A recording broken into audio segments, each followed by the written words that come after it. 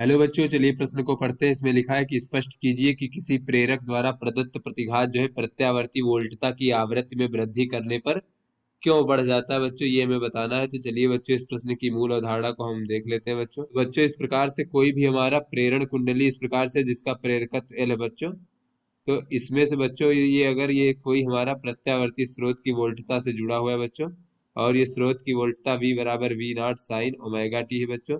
V not क्या है बच्चों, ये वोल्टता का शिखर मान है। ओमेगा क्या है बच्चों, स्रोत की कोणीय आवृत्ति है।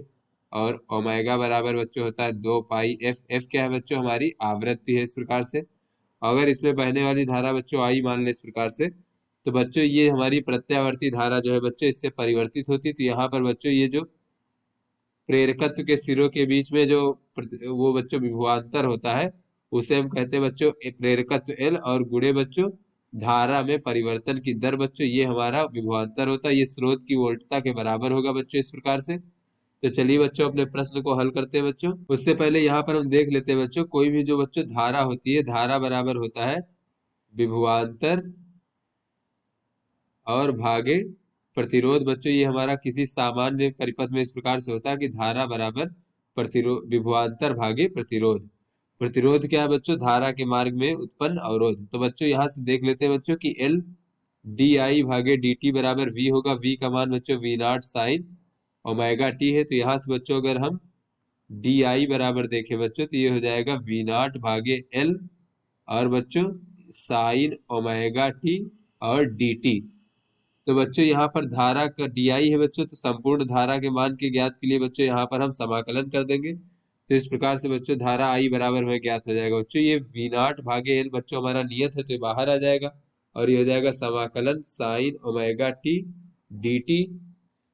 तो यहाँ से बच्चों अगर हम देखें तो ये हमारा हो जाएगा बच्चों आई बराबर माइनस वी नॉट भागे एल, और बच्चों ये 1 भागे ओमेगा हो जाएगा इस प्रकार से, और ये हो जाएगा हमारा कास ओमेगा टी।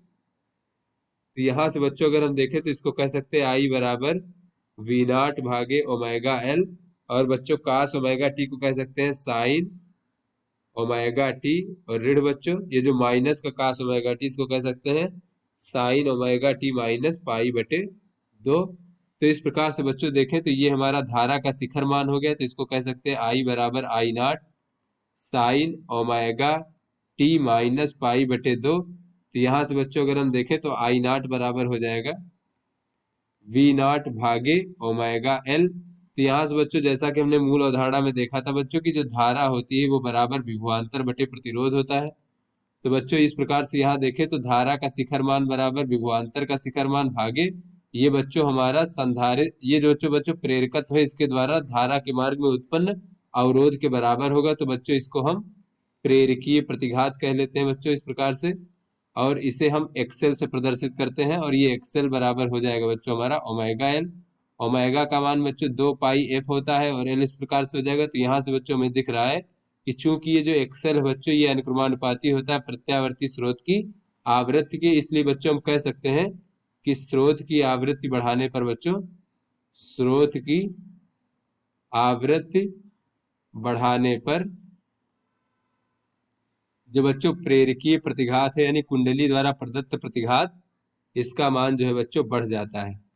प्रतिघात का मान बढ़ जाता है। तो आशा करते हैं बच्चों ये आपको समझ में आ गया होगा। धन्यवाद।